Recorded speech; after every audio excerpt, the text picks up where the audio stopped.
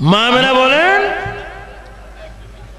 আমার ঘরে একটা মানুষ প্রবেশ করলো 120 হাত 60 গজ 120 হাত। মানুষটা এসে নামাজের শুরুতে দাঁড়াইলেন এবং কাঁদতেছেন। আমি জিজ্ঞাসা করলাম আপনি কে? হঠাৎ করে আমার ঘরে প্রবেশ করলেন, আপনার নাম কি? ওই মানুষটা কেঁদে কেঁদে বলে মা আমাকে কি আপনি চিনেন না? আমি পৃথিবীর প্রথম মানুষ, আমার নাম আদম আলাইহিস সালাম। আদম হঠাৎ করে কেন আমার ঘরে আপনি আগমন করেছেন বলুন? মা আমেনাকে এই জন্য আগমন করেছি, আপনি আখিরি জমানার নবীর মা হতে যাচ্ছেন, এসো সংবাদটুকু দেওয়ার জন্য আল্লাহ পাক আমাকে আপনার ঘরে পাঠাই দিয়েছেন। আল্লাহু আকবার বলেন। এবার বলে ইয়া রাসূলুল্লাহ, ইয়া রাসূলুল্লাহ বলবেন যারা, তাদের কলবটা হয়ে যাবে মদিনার শহর। আর একটু জোরে বলে ইয়া রাসূলুল্লাহ।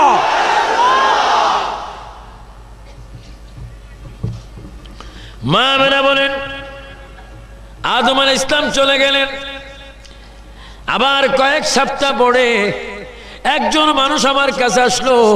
ওই মানুষটার চুল একটু লম্বা লম্বা সুন্নতি চুল, বাবলি চুল, চেহারাটা পূর্ণিমা চাঁদের মতো। আমি জিজ্ঞাসা করলাম আপনি কে, আপনার নাম কি? মা আমাকে কি আপনি চেনেন না? আমি মুসলমান জাতির পিতা, আমার নাম ইব্রাহিম খলিলুল্লাহ। মাগো আপনার পেটের মধ্যে আখিরি জমানার নবী, এই সুসংবাদটুকু দেওয়ার জন্য আল্লাহ পাক আমি ইব্রাহিম খলিলুল্লাহকে আপনার ঘরে পাঠাই দিয়েছে। সুবহানাল্লাহ সুবহানাল্লাহ। মিলাদুন নবী, মিলাদুন নবী বুঝলে নিয়ামত, না বুঝলে কিয়ামত। আপনাকে নিয়ামত চান না কিয়ামত চান? আওয়াজে বুঝে যায় কিয়ামত কিছু কিছু চান। আপনার জোরে বলেন নিয়ামত চান না কিয়ামত চান?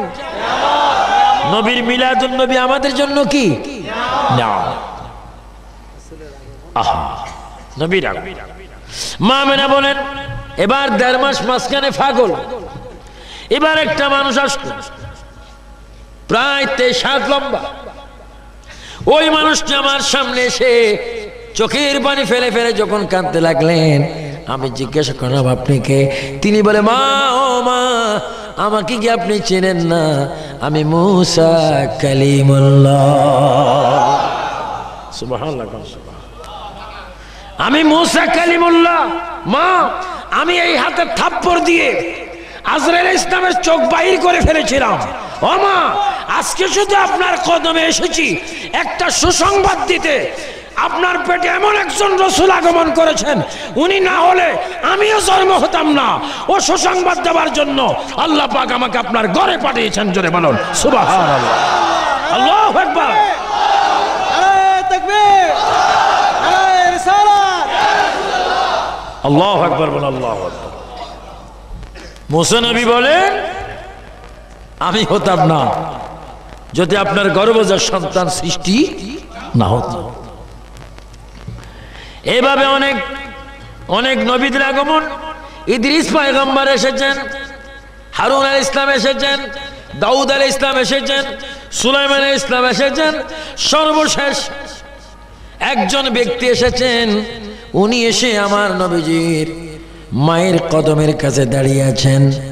মা মেনা প্রশ্ন করেন আপনি কে? মা আমাকে কি আপনি চিনেন না? আমি চতুর্থ আসমান থেকে এসেছি, আমার মার নাম বিবি মরিয়ম। মাগো আমার মা এমন একজন মা যেই বিবি মরিয়মকে আপনার গর্ভজাত সন্তান আখিরি নবী আমার মা বিবি মরিয়মকে জান্নাতের ভিতরে শাদী করবে। জোরে বলুন সুবহানাল্লাহ। আল্লাহু আকবার। আরো জোরে আল্লাহু আকবার। আপনার পেটের ভিতরে আখিরি জামানার নবী, আমি যার উম্মত হওয়ার জন্য প্রার্থনা করে আল্লাহর দরবারে আগেও কাঁদতেছি, এখনো কাঁদতেছি। ওই নবী আপনার পেটের ভিতরে মিলাদ হবে, আগমন করবে। ও সুসংবাদটুকু দেওয়ার জন্য আমি ঈসা রূহুল্লাহ আপনার ঘরে আগমন করেছি।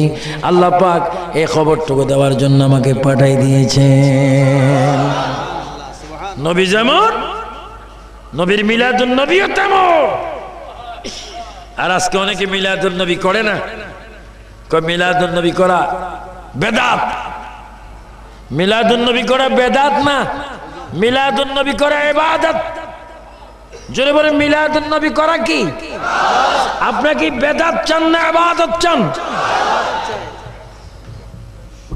জিকরুল আম্বিয়ায়ে, হাদিস শুনুন, জিকরুল আম্বিয়ায়ে মিনাল ইবাদাতি ওয়া জিকরুস সালিহিন কাফারা। নবীদের জিকির করলে ইবাদত হয়। মা মানা বলেন, এত খবর শোনার পরও আমার পুত্রদা আমার পেটে আছে, আমি মা খোদার কসম আমি নিজে বলতে পারি না। আপনারা বলুন তো দেখি, কসম দিয়ে বলেন, জুরাইনের এই 3 দিন ব্যাপী ঈদ মিলাদুন নবী সাল্লাল্লাহু আলাইহি ওয়াসাল্লাম উপলক্ষে 3 দিন ব্যাপী 13তম এই ইসলামী মহাসম্মেলনে বসে বলেন, আপনাদের কাঁধে 2 জন ফেরেশতা আছে কিনা? আছে। জোরে বলেন কয়জন? 2 জন। সকলের কাঁধে কয়জন করে? 2 জন। কয় কেজি? 9 কেজি। কয় মন? কয় টন? ওজন নাই। এবার সবাই বলেন আছে কিনা? আছে। বিশ্বাস হয় কিন্তু মালুম হয় না। মা মেলা বলেন, মুসলমান তোমাদের কাঁধে 2 জন করে ফেরেশতা আল্লাহ পাক দিয়েছেন। কোরআনে বলেন, কিরামান কাতিবিনা ইয়ালামুনা মা তাফআলুন। আল্লাহ পাক 2 জন করে লেখনেওয়ালা ফেরেশতা আমার আপনার কাঁধে দিয়েছেন, কিন্তু আমরা অনুভব করতে পারি না। নূরের কোনো ওজন নাই। আল্লাহর নবীর মা আমেনা বলেন, আমার পুত্র নূরের নবী, নূরের কোনো ওজন নাই, এই জন্য আমি বলতে পারি না। পৃথিবীর অনেক ছেলে মেয়েরা মা বাবার কলিজায় লাথি মারে, আমার পুত্র মোহাম্মদ যতদিন আমার পেটে ছিল আমার কলিজায় পর্যন্ত একটা লাথি মারেনি। মা মানে বলেন, রবিউল আউয়ালে চাঁদ আকাশ আসছে, আমার পুত্র পৃথিবীতে আসবেন, সময় হলো। এবার জিবরাইল ইসলাম প্রস্তাব দিলেন, আল্লাহর কাছে প্রস্তাব রাখলেন। কে? আল্লাহ। আখিরি জামানার নবীর মা ঘরে একা একি, নবী আসবেন, ওনার খেদমতের জন্য কিছু ধাত্রীর প্রয়োজন। যদি আপনি বলেন তাহলে আমি জান্নাত থেকে নিয়ে যাব। আল্লাহ বলে, জিবরাইল তুমি সুন্দর কথা বলেছ, যাও জান্নাত থেকে বিবি আসিয়া, বিবি মরিয়ম, বিবি হাজেরা, বিবি হাওয়া, এই 4 জন মহিলাকে সসম্মানে হযরতে আমেনার ঘরে নিয়ে যাও। তারা যেন আমার নবী আসা মাত্র খেদমত করে। চিৎকার দিয়ে বলেন সুবহানাল্লাহ। মিলাদুন নবী, এটার নাম কি? মিলাদ। তো নবীজির মা ঘুমাইলেন, আপনাদের অসুবিধা হয় না? পৃথিবীর প্রথম নারী, আমার নাম বিবি হাওয়া। জান্নাতের ভিতরে গন্ধম খাইছিলাম, স্বামীকে হেরে কেঁদেছিলাম। ও মা, যেই নবীর নামে রসুলায় দোয়া কবুল হয়েছে, ওই নবী কিছুক্ষণ পরে দুনিয়াতে আসবে। মাগো, ওই নবীর খেদমত করার জন্য আল্লাহ পাক আমি বিবি হাওয়াকে আপনার খেদমতে পাঠাই দিয়েছে। আপনাকে আমি বিবি মরিয়াম, আপনার পরিচয় কি? আমি ঈসা নবীর মা, আমি মরিয়াম আপনার খেদমতের জন্য এসেছি। আপনি কে? আমি বিবি হাজেরা। আপনার পরিচয় কি? ইব্রাহিম ও খলিলুল্লাহর বিবি, ইসমাইল ও জবিউল্লাহর মা। আমি আপনার খেদমতে এসেছি। 4র্থ নম্বরে মহিলাটা বেশি বেশি কাঁদতেছে। আপনার নাম কি? কাঁদছেন কেন? মা, আমি এই জন্য কাঁদছি, আমার নসিব ভালো গো মা, আমি ফেরাউনের পরিবার, আমার নাম আসিয়া, আমি আজকে ধন্য হলাম গো মা, আখিরি নবীর খেদমত করার সুযোগ পেয়ে। জোরে বলুন সুবহানাল্লাহ।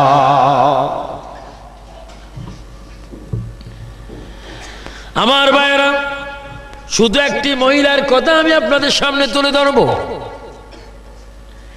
যারা নাকি মিলাদুন নবী মানে না, আমার নবী আগের যুগে ছিল সেটাও যারা মানে না, তাদের জন্য দাঁত ভাঙ্গা জবাব। হযরতে বিবি আসিয়া ছিল ফেরাউনের স্ত্রী। আমি ফেরাউনকে মিশরে দেখে এসেছি, তাকে মোমের মধ্যে রেখেছি, দেখতে কত বিশ্রী। অনেক দূর থেকে আমি তাকে থুতু মেরেছি, কারণ তার মতো বেয়াদব অসভ্য বড় নাফরমান বান্দার কেহ নেই। সে নিজে নিজে খোদা দাবি করেছেন। আমার ভাইয়েরা, ফেরাউন ছিল মূসা নবীর যুগে, আর মূসা নবীর প্রায় 2300 বছর পরে, মূসা নবীর 2300 বছর পরে আমার আপনার নবী দুনিয়ার মধ্যে আগমন করেছেন। তাহলে বোঝা গেল মূসা আলাইহিস সালামের সাথে সেই আসিয়ার সম্পর্ক সেই যুগে ছিলেন। আসিয়া কেন আমার নবীর ঘরের মধ্যে আসলেন? কিতাবের মধ্যে আসে ফেরাউন নিজকে নিজে খোদা দাবি করেছেন, সবাই তাকে খোদা বলে স্বীকার করতেন। একদিন সে ডিক্লেয়ার দিলেন, আমার প্রজারা, আমি চাই তোমরা আমাকে শুনাই শুনাই খোদা বলবে, আমি তোমাদের উপর খুশি হয়ে যাব। হুজুরি বললেন, জানাব ফেরাউন, আপনাকে আমরা খোদা ততক্ষণ পর্যন্ত বলবো না যতক্ষণ আপনার বিবি আসি আপনাকে খোদা স্বীকার না করবে। কি? আমার বিবি কি আমাকে খোদা বলেন না কেন? যদি আমাদের কথা আপনার সন্দেহ হয়, কি দেখেন। ফেরাউন কথাটুকু যাচাই করার জন্য পাক ঘরের মধ্যে চলে গেলেন, যেখানে মা বোনেরা পাক করেন, রান্না বাড়া করেন। সেখানে ফেরাউন গিয়ে বিবি আসিয়ার কাঁধের উপর হাত দিয়ে ফেরাউন বলে, বিবি গো, আমি তোমাকে কত ভালোবাসি, তুমি আমাকে খোদা মানো আমি নিশ্চয়ই জানি, কিন্তু তুমি আজকে এমন ভাবে খোদা বলবে, আমি তোমার জবানের কথা যেন আমার নিজ কানে শুনি। আসিয়া চিৎকার দিয়ে আকাশের দিকে নজর করে একবার বললেন, আল্লাহ। সবার জোরে বলে আল্লাহ, আরো জোরে বলে আল্লাহ। ঈমান হেফাজত করার মালিক কে? আসিয়া ডাক দিয়ে বলে আল্লাহ। ফেরাউন আসিয়াকে আবার বলেন, তুমি কোন আল্লাহকে ডাক দিচ্ছ? আমি না তোমার প্রভু, আমি তোমার একদিকে স্বামী, একদিকে তোমার জন্য প্রভু, আমি তোমার গড, তোমার ইলা, তোমার স্রষ্টা। আসিয়া ফেরাউনের পায়ে ধরে বলে, এ প্রাণের স্বামী, এই কথা তুমি আমাকে বলবে আমি কোনোদিন ভাবতে পারিনি। তুমি আমার খোদা হতে পারো না, তুমি আমার স্বামী। তোমার পায়ে যদি পচে যায়, রক্ত যদি পচে যায় আমার জিহ্বা দিয়ে, তোমার রক্তগুলা চষে চষে আমি খাবো, আমার চুল দিয়ে তোমার খেদমত করে দিব, তবে তোমার হাতে ধরি, পায়ে ধরি, মহান আল্লাহর সামনে একটা সেকেন্ডের জন্য আমি তোমাকে প্রভু স্বীকার করতে পারি না। সুবহানাল্লাহ, সুবহানাল্লাহ। ঈমান দেওয়ার মালিক কে? আল্লাহ। ফেরাউন গোসা হয়ে গেলেন, সিংহাসনে গিয়ে বসলেন। উজির, তোমার কথা সত্য, আমার স্ত্রী আমাকে প্রভু বলে না, এটা তুমি আর আমি জানি, কিন্তু এমন একটা বুদ্ধি তুমি আমাকে দাও যে বুদ্ধির কারণে আমার স্ত্রী আমাকে প্রভু বলতে বাধ্য হবে। তাই যদি বুদ্ধি নেন, আমি আপনাকে বুদ্ধি দিচ্ছি। আপনার স্ত্রী আসিয়া কোনোদিন চন্দ্র সূর্য দেখেনি, বেগানা পুরুষ তার চেহারা দেখেনি। তাকে যদি হাজারো মানুষের সামনে উলঙ্গ করতে পারেন, তার লজ্জার স্থান সে রক্ষা করার জন্য আপনাকে খোদা বলে দেবে। জোরে বলুন না, নাউজুবিল্লাহ। যত বড় অসভ্য বুদ্ধি, তোর অসভ্য মার্কা শয়তান। কথাই হোক, ফেরাউন কয়েকজন মানুষ পাঠাই দিলেন আসিয়ার কাছে, যাও নিয়ে আসো। মায়ের জন্য নবুয়ত কিতাবে দেখ, ফেরাউন কয়েকজনকে পাঠাই দিলেন। এই বেগানা পুরুষগুলি আসিয়ার হাতে ধরলেন, পায়ে ধরলেন, চুলে ধরলেন, মাথার উপর করে সিংহাসনে নিয়ে আসলেন। নিয়ে আসার পরে ফেরাউন ডাক দিয়ে বলে, আসিয়া এখনো সময় আছে, তুমি আমাকে প্রভু বলে স্বীকার করো, আল্লাহ বলে স্বীকার করো। আসিয়া ডাক দিয়ে বলে, স্বামী গো, তুমি আমার মনের দুঃখ বুঝলা না, তুমি এই সিংহাসনের মালিক নয়, আল্লাহ পাক সিংহাসনের মালিক। এই কথা বলার পরে দুষ্ট ফেরাউন ইশারা দিলেন ওই ফেরাউনের দরবারে, ফেরাউনের সেই সিংহাসনের সামনে ওই বেদিনরা শয়তান আসিয়ার শরীর থেকে কাপড়গুলা খুলে নিলেন। কাপড়গুলা খুলে যখন নিচ্ছেন, আসিয়া একটা চিৎকার দিয়ে বলে, আল্লাহ তুমি আমার ইজ্জত রক্ষা করো। আল্লাহ পাক বলে, জিবরাইল, ও জিবরাইল, আর দেরি করিস না, জান্নাত থেকে একটা শাড়ি নিয়ে যা, আসিয়ার গায়ের মধ্যে শাড়িটা পরিধান করাইয়ে দে। যারা ইমানদার তারা দেখবে আসিয়ার গায়ে পোশাক, আর যারা বেঈমান তারা দেখবে আসিয়া উলঙ্গ অবস্থা। তারপর আসিয়া প্রভু স্বীকার করে না, এবার চুলের মধ্যে ধরে মাটির মধ্যে টেনে টেনে সিংহাসনের পিছনে নিয়ে গেলেন। সিংহাসনের পিছনে নিয়ে আবার প্রস্তাব দেওয়া হলো, আসিয়া গো, জীবন যদি তুমি ভিক্ষা তুমি খোদা কোনো সময় আছে স্বীকার করো। আসিয়া বলে, আমার জীবন যাবে, আমি আল্লাহর সামনে আমার স্বামীকে আমি কখনো প্রভু বলতে পারি না।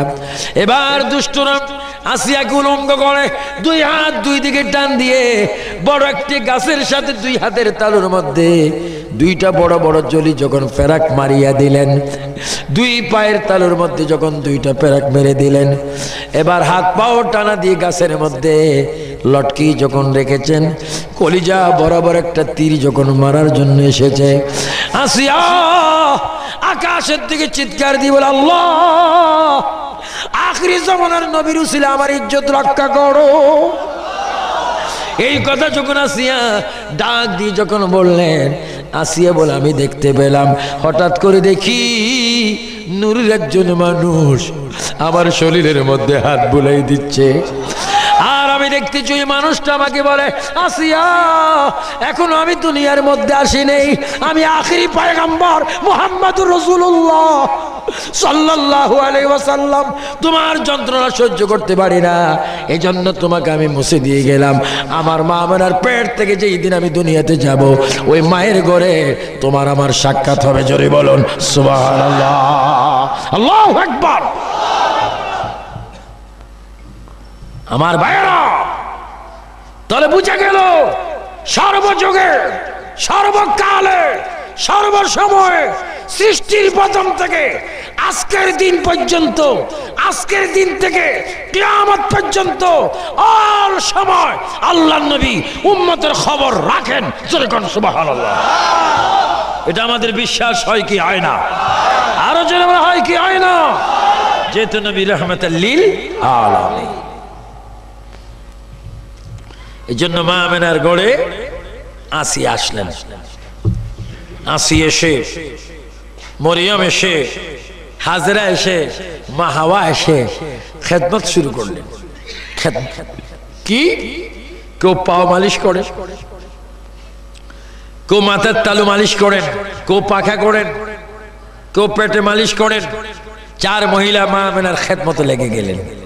মা আমেনা বলেন, আমার পেটে কোনো ব্যথা নেই, নাপাক কোনো পানি নেই, হঠাৎ করে দেখি কুদরতি একটা অপারেশন হয়ে গেল। আমার দেশে সিজার হয়, বিকল্পভাবে সন্তানদেরকে আনা হয়। আল্লাহর কুদরতি ভাবে নবীজি মা আমেনার সিজার হয়ে গেল। কুদরতি অপারেশন যখন হয়ে গেল, মা আমেনা বলেন, আমি দেখতে পেলাম জান্নাতের পোশাক পরিধান অবস্থায় আমার পেট থেকে উম্মতি বলে বলে সজদা অবস্থায় আমার পেট থেকে আখিরি জামানার নবীর মিলাদুন নবী হয়ে গেল। আল্লাহু আকবার বল। আল্লাহ, এই মিলাদুন নবী, এটার নাম কি? এই কথাটাকে এতক্ষণ পর্যন্ত বুঝাইতে আমি এতটুকু কথা বললাম, এটাই মিলাদুন নবী।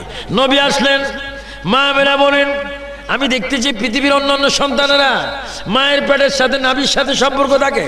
আমি দেখতেছি আমার পুত্র নাভি কাটা অবস্থা, খতনা করা অবস্থা, সতর টাকনো অবস্থা, চুন আশ্রানো অবস্থা, চোখে সুরমা দেওয়া অবস্থা, নখ কাটা অবস্থা, জান্নাতের পোশাক পরিধান অবস্থা। শুধু তাই নয়, এবার দেখতেছি আমার পুত্র মুহাম্মদ বলতেছে রব্বি হাবলি উম্মতি, আল্লাহ রে এই মাত্র মার পেট থেকে আসলাম, প্রথম দাবি জানাইলাম আল্লাহ হয় আমার উম্মতের গুনাহ মাফ করে দাও, আর যদি উম্মতের গুনাহ মাফ না করো আমার সকল উম্মতকে তুমি আমার হাতে দান করে দাও। আরো জোরে বলেন সুবহানাল্লাহ।